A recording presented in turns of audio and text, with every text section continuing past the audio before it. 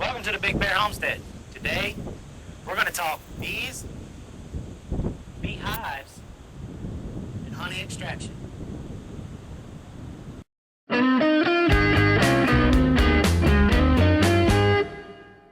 Alright, here on the Big Bear Homestead, we use just your typical standard hive.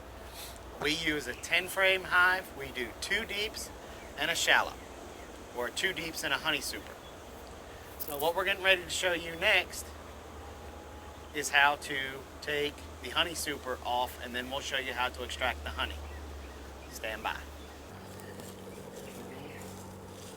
Okay, we're walking up to the hive and they're beginning to smoke the hive.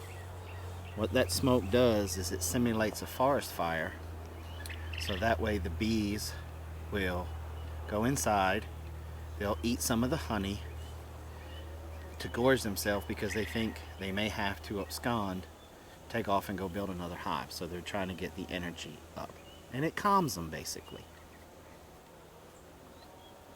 So they're gonna smoke the front entrance, then they're gonna come up to the to the lid. Now they're gonna smoke up there. Now what this does is it'll drive the bees that are in the honey super down into the deeps, so that way when we pull the honey super off, there's not that many bees in the honey super itself. Because the last thing you really want to do is pull your girls too far away from the hive that they get lost because they haven't come out and circled to orientate themselves with the sun and the trees and everything around them. They will get lost. And they lift the honey super off. Now they're going to, they lift the inner cover off, and now they're smoking the honey super. They're also doing a visual inspection to see if there's any small hive beetles, wax moss, anything along that line. And as you can see, with it also being late in the day, late in the afternoon, they don't have that many bees swarming around them. And that's because majority of the bees are out foraging. So this way you don't really stress out the hive all of that bad. They go around and they're breaking loose the honey super from the hive where the papillus bee glue, for people who have a hard time like myself saying that word, they have basically glued all of the frames, or no, sorry, all the hive bodies together. He's getting ready to lift it off. Now, that thing will probably weigh 50 to 60 pounds. So he'll literally pick it up. The pickup truck is right next door because where we go to extract the honey is a good little bit away. They'll continue to smoke that super in order to shoo off any other bees that are there. And you can see some bees that are right there on the top. He's taken some of the pieces off. We must have had a part of a frame come apart, which is fine. We've got frames to replace it if they broke. He'll put the inner cover back on. Now I must admit, I'm a little troubled, and maybe it is because it's that late in the afternoon, but I sure would think that there would be more bees flying around. But we'll talk to the boys when we get back to the house to start the extraction. He's there, grabs his tool, walks over to the truck. Now, one guy will get in the back of the truck, and the other one will drive away.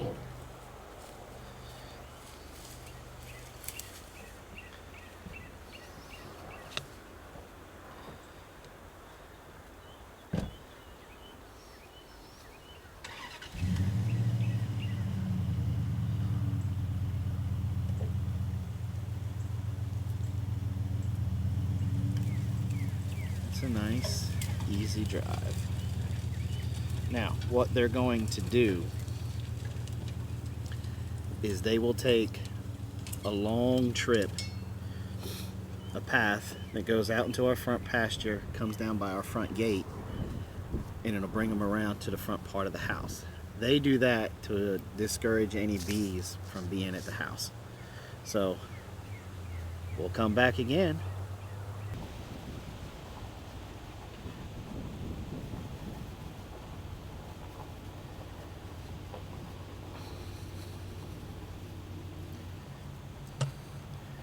Now, as you can see, our one young beekeeper is steadily smoking.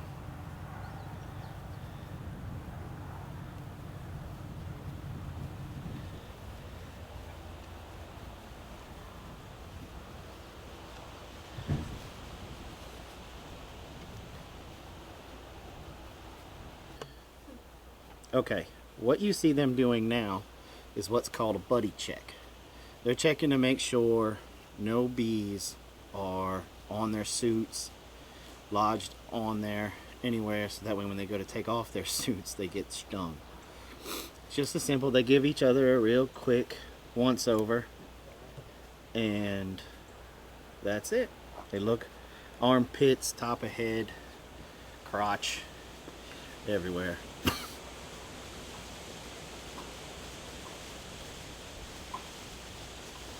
Once that's done, they'll walk over, they'll grab the honey super, and they'll bring it in the house.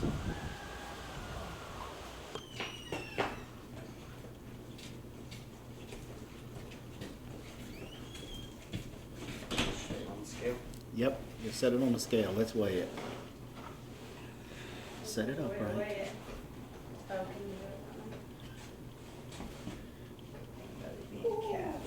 All right, boys, what's it say? 55.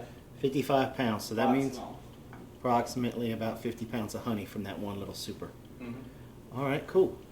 All right, our next step, we'll begin the extraction process, and we'll turn it over to Mama Bear. See you soon. Hi, and welcome back to the Big Bear Homestead. Now we're inside for the second part of this process, which is actually the extraction. And before we get started, we noticed something, so I wanted to kind of show you what we're looking at here. We didn't rob last year, so what ended up happening is the bees over the season decided to seal up the frames and in between the hives. If you look at this whole area down here and around the outer edges, this brown stuff is actually aged propolis, which is a bee glue, and what they do is they use that substance to fill any holes or cracks to prevent any air or anything that they won't be able to control within the hive. Okay, so before we get started, I want to cover a couple of the pieces of equipment we have so that when I'm telling you different things, you kind of know what I'm talking about.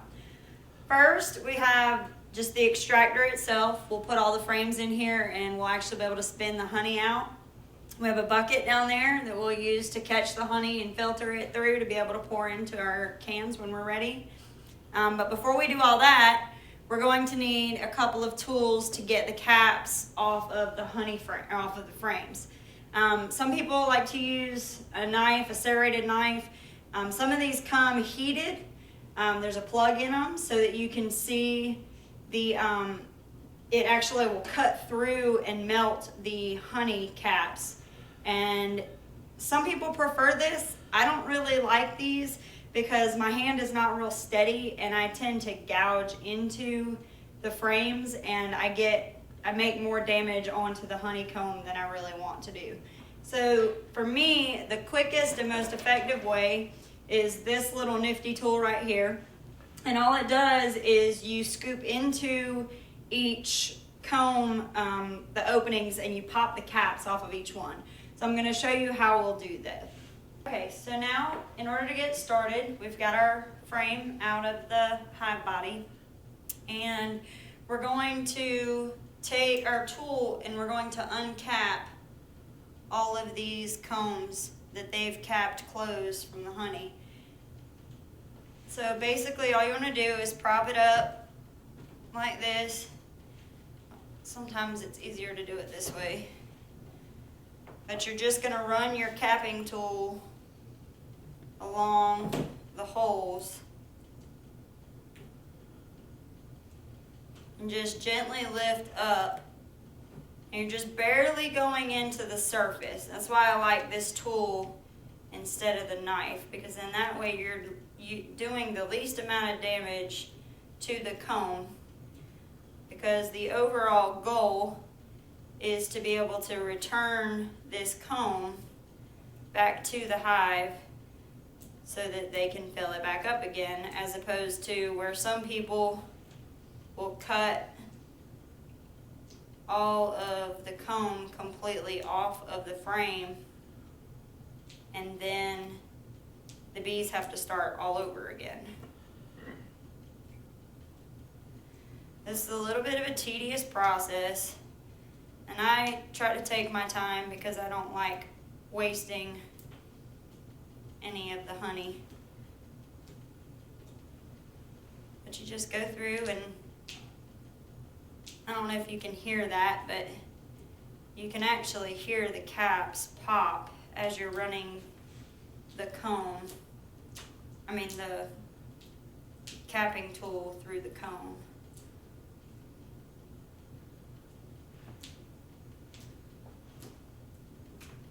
And then another thing you want is to make sure that you have something that you can get this extra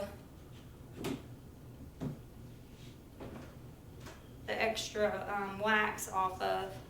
And I just put it in a metal bowl because later we're going to take that wax and melt it down to be able to use for either candles or lip gloss or something like that. So now we'll flip the hive over. Since there's not as much to do on this one, I'm going to go ahead and do it this way so that you can see better.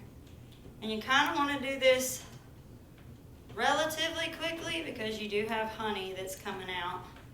And that's why we use this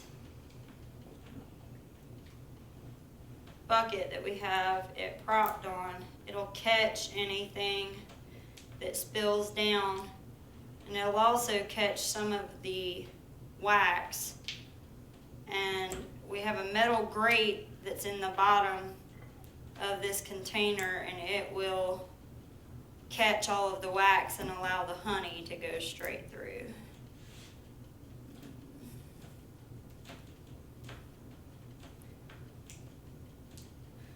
A lot of this they hadn't capped over here. And we do have, I'm seeing a little bit of brood. Some of that is because we did not put a queen excluder on our hive. So what we're going to do is we're going to take this and we're going to put it inside our extractor.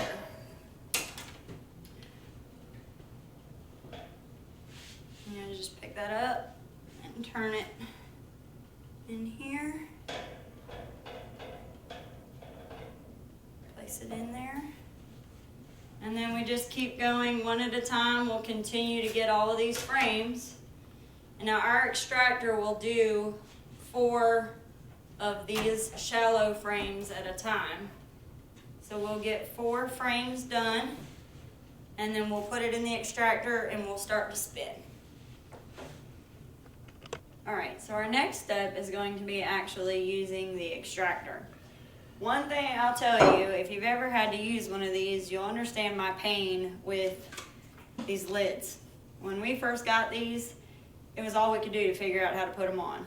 And at first we thought maybe we could get away without using them, but that's not a good idea because you end up wearing honey. So what we had to do is we actually had to break down and call our favorite people at Brushy Mountain and ask them, maybe you gave us the wrong pieces. No, the trick is you have to take and put it in at an angle. So you have to start with it up like this, and you're going to have to put it up underneath the metal and then slide it down in. Then you take the second one, same process. And you have to make sure you get it up underneath your crank, because if you don't do that, it's not going to go in. So you got to kind of edge it in up underneath it and then put it in. And then it's sealed, it's ready to go. Now here comes the fun part. Once you have your lid on, you're going to take your handle, and ours is actually a hand crank. Some are electric, but we couldn't afford the electric one, so we'll go with the hand crank. And all you're going to do is slowly spin the hand crank.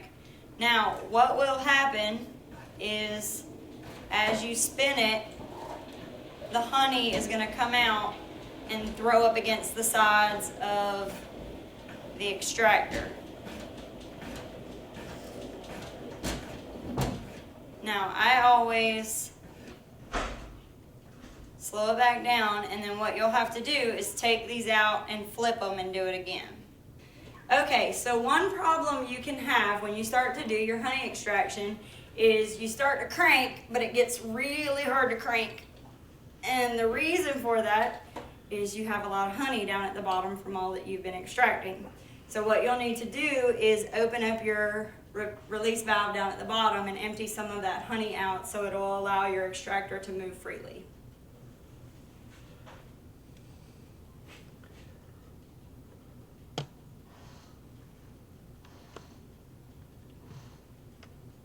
Okay, so as you notice down here on our bucket, we've tied a piece of cheesecloth to the top of our bucket. It used to come with an insert that had a screen inside it, but we've used it so many times we've worn it out. So as a replacement, we just double up some cheesecloth to catch all of the little bit of wax that gets caught up and thrown out into the extractor. And then also, you may even catch a bee occasionally might come out, or maybe some brood, and you really don't want that in your honey. So this catches all of those imperfections and impurities and allows us to keep them out separate from the honey. Okay, so now once you have all of your honey dripping down into your bucket, the only thing that's left to do really is to replace your hive frames back into the hive and put it back on the hive body, and then clean up basically. And what I do is I take the crank off. You have to unscrew it, and then after it's done unscrewing, you lift all of that out. We take a spatula and we just basically clean the edges off and pour the last little bit of honey down into the bucket.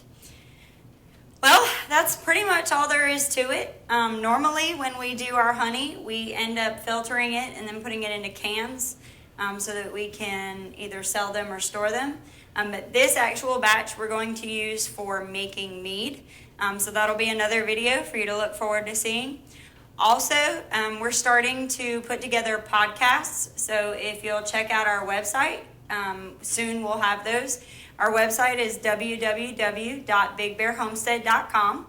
You can also check us out on Facebook. We're going to have a lot of updates, especially here during the summer, with brand new baby chicks and brand new turkeys and hopefully some new piglets. So come back and visit us on our Facebook page. You can give us a like.